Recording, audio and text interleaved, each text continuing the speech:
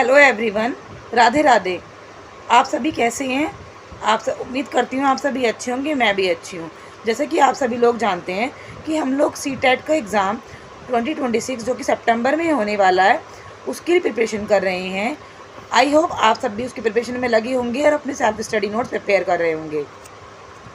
जो कि एग्ज़ाम किसी भी एग्ज़ाम को क्रैक करने की सबसे अच्छी स्ट्रेटजी है अपने हैंड रिटन नोट्स प्रिपेयर करना, क्योंकि एग्ज़ाम टाइम में एट अ टाइम हम लोग क्विक रिवीजन करने के लिए हमारे नोट्स सबसे बेस्ट होते हैं, क्योंकि वो हमारे खुद के द्वारा बनाए हुए और ऑलरेडी पढ़े हुए होते हैं, तो वो हमारे उसमें कॉन्सेप्ट क्लियर हो जाता है। लेकिन कुछ लोग ऐसे हैं जो कि यूट्यूब चैनल से कर लेते हैं या फिर प्रीवियस ए पेपर से भी कर सकते हैं। आपने ये बात नोटिस की होगी कि सीटेट के एग्ज़ाम में मोस्टली प्रीवियस ईयर क्वेश्चंस का बहुत बड़ा रोल है। प्रीवियस ईयर क्वेश्चन उसमें रिपीट होते हैं मोस्टली, एंड हिंदी और इंग्लिश में ग्रामर नहीं आती। 5 to 6 मार्क्स की मैक्सिमम ग्रामर वर्क आता है। यूपी टेट में ज़्यादा रेशो होता है ग्रामर वर्क का, जो व्याकरण आती है, हिंदी व्याकरण और इंग्लिश में ग्रामर। लेकिन सीटेट के एग्ज़ाम में ग्रामर पोर्शन बहुत कम रहता है। जैसे कि मैंने आपको कई बार बताया कि मैं हिंदी और इंग्लिश के पैराग्राफ की प्रैक्टिस इस प्रीवियस ईयर क्वेश्चन पेपर की बुक से कर रही हूँ।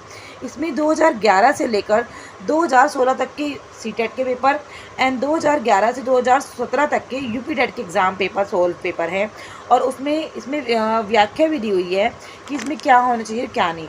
तो ये सबसे बड़ा अहम रोल निभाते हैं किसी भी एग्ज़ाम को क्रैक करने के लिए कि हम प्रीवियस ईयर क्वेश्चन पेपर को ज़रूर सोल्व करें।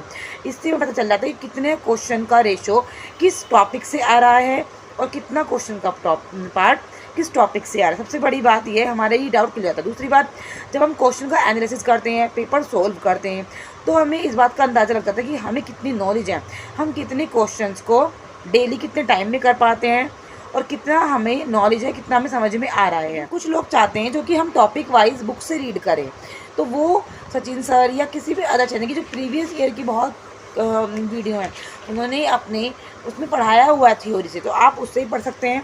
अदरवाइज़ उनकी प्रीवियस ईयर जब क्वेश्चन आप कराएंगे, तो जब सर टीचर्स कराते हैं ना, तो एक एक क्वेश्चन के थ्रू हमारे 10-10 टॉपिक क्लियर हो जाते हैं।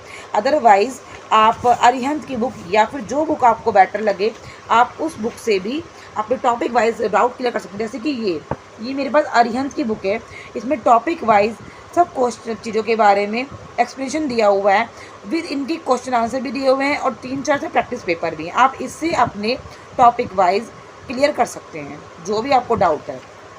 ये मेरे पास मेरी अरिहंत की बुक है, जिससे कि मैं अगर मुझे थ्योरी में कुछ भी इशू होता है तो मैं इससे कर लेती हूँ। आप इसी तरह की किसी भी राइटर की किसी भी पब्लिकेशन की बुक को खरीद सकते हैं, ऑनलाइन और ऑफलाइन। आप उससे अपने डाउट क्लियर कर सकते हैं। नेक्स्ट, जैसे कि मैंने आपको कई बार बताया कि मैं मॉर्निंग में पैराग्राफ प्रैक्टिस करती हूँ और इवनिंग में नाइट में अपनी एसएसटी प्रिपरेशन कर रही हूँ। लेकिन क्या है, आजकल लाइट इलेक्ट्रिसिटी इशू बहुत ज़्यादा हो रहा है और बच्चों का भी काम होता है, घर का भी काम होता है, तो इसलिए मैं रात में एसएसटी का वर्क बहुत सोचती हूँ, अगर नहीं कर पाती, क्योंकि हाउस वाइफ को टाइम बहुत ज़्यादा मैनेज करना होता है। कुछ लोग जॉब भी करते हैं, जॉब के साथ साथ हमें करना होता है, इसलिए मैंने कुछ टाइम में अपना चेंजेस करा है। मैं इवनिंग में अब हिंदी और इंग्लिश के पैराग्राफ प्रैक्टिस करूँगी एंड मॉर्निंग में मैं आज लेकर बैठी हूँ एसएसटी। जो लोग अपने एसएसटी की प्रीवियस सेल्फ स्टडी नोट्स बना रहे हैं, वो इस तरह की मेरे पास और भी अपने 6 और 8 की बुक्स हैं, 7th की बुक है। आप एनसीईआरटी की बुक से अपने self study notes and YouTube की हेल्प से अपने नोट्स खुद प्रिपेयर कर सकते हैं और एट द टाइम एग्ज़ाम पर उनसे पढ़ सकते हैं, क्योंकि अपने खुद के बने हुए नोट्स को हम जल्दी कैच कर लेते हैं और हमें नॉलेज ज़्यादा मिलती है, हमारा कॉन्सेप्ट क्लियर होता है। देखिए, मैंने इस तरह से अपने नोट्स प्रिपेयर किए हैं ये एसएसटी के सीटेट 2026 पेपर 2 के लिए, जिसमें कि मेरे हिस्ट्री के नोट्स कंप्लीट हो गए हैं क्लास 6 के, और मैं अब पॉलिटी शुरू कर रही हूँ। मैंने क्लास बाय क्लास सर की शुरू करे हैं और ये क्लास 14 है पॉलिटी की।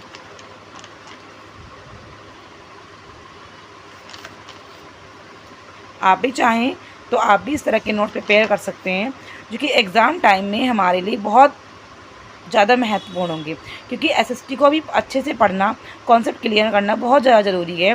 तो हमारे कंटेंट बेस पर 40 मार्क्स एसएसटी से ही आते हैं। एसएसटी में क्वेश्चन हमारे एनसीईआरटी की बुक से पढ़ना बहुत ज़्यादा ज़रूरी है। सीटेट के एग्ज़ाम में एनसीईआरटी बुक्स का बहुत ज़्यादा अहम रोल है।